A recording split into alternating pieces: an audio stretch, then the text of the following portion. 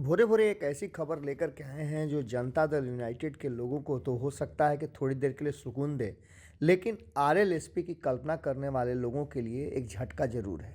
जैसा कि आप सभी जानते हैं, यह लगातार चर्चा चल रही थी कि उपेंद्र कुशवाहा अपने लिए नया रास्ता खोज रहे हैं और उनके रास्ते में आरएलएसपी आ गई है। आरएलएसपी को लेकर के बहुत सारी बातें कर रही थी। हमने भी खबरों में बताया था कि आरएलएसपी को लेकर के जो चीज़ें सामने आ रही हैं उसमें ये कहा जा रहा है कि आरएलएसपी अभी भी जीवित है, कागजों पे आरएलएसपी जीवित है और उपेंद्र कुशवाहा आरएलएसपी को एक बार फिर से अस्तित्व में ला करके जदयू छोड़ेंगे। इस बात को लेकर के लगातार चर्चाएं चल रही थी, लेकिन इसका जवाब स्पष्ट तरीके से नहीं आ रहा था।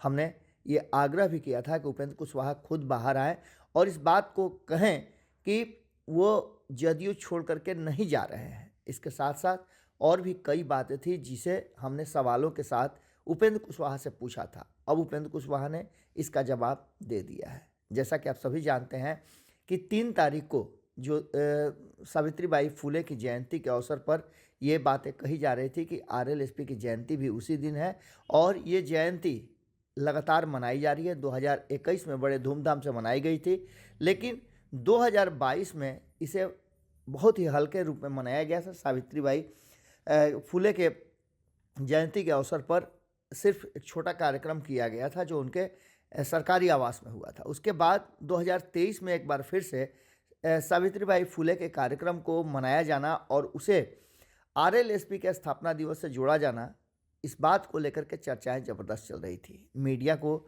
लगातार ये खबरें प्राप्त हो रही थी और कयास लगाए जा रहे थे कि एक बार फिर से उपेंद्र कुशवाहा अपनी पार्टी को जीवित करेंगे और महागठबंधन छोड़कर एनडीए की तरफ जाएंगे।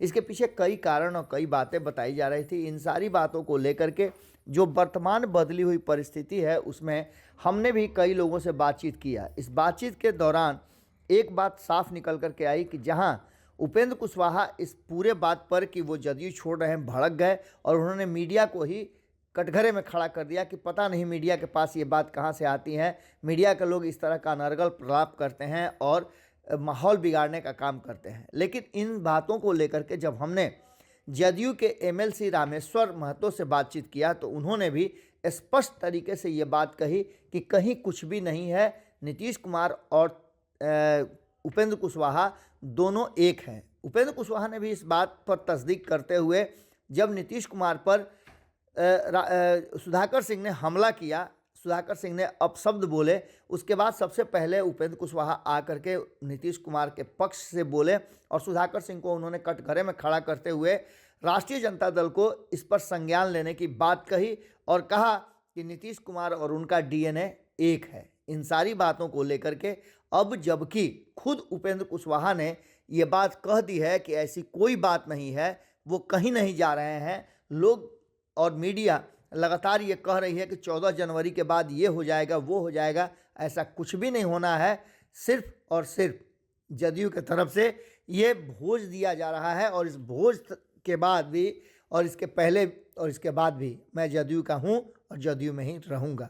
अब देखना दिलचस्प होगा कि उपेंद्र कुशवाहा अपनी बातों पर कब तक टिके रहते हैं और इस बात में कितनी सच्चाई है, क्योंकि इससे पहले भी उपेंद्र कुशवाहा पर यह आरोप लगते हैं कि वो पार्टी के विलय और गठबंधन करने की बात पर जब वो जदयू में आ रहे थे तो उन्होंने इसी तरह की बात कही थी। अब देखना होगा कि आगे उपेंद्र कुशवाहा क्या स्टेप लेते हैं और उपेंद्र कुशवाहा के इस बयान पर क्या रिएक्शन जदयू की तरफ से आता है। जुड़े रहिए भारत लाइव के साथ। बहुत बहुत धन्यवाद। अगर ये वीडियो पसंद आई और वह बिहार के राजनीति और बिहारियत से सरोकार रखेनी तो सब्सक्राइब बटन दबा के चैनल के सब्सक्राइब कर ली। ओजे एगो घंटी बा, ओकरा बटन दबा देला से कुल सटीक और मारक खबर रुआ मुफ्त में मिल जाई। अगर रुआ पत्रकारिता के हमनी के नया प्रयोग में सहयोग कर चाहतानी तो ज्वाइन बटन दबा दी। पेटीएम नंबर नोट कर ली 938681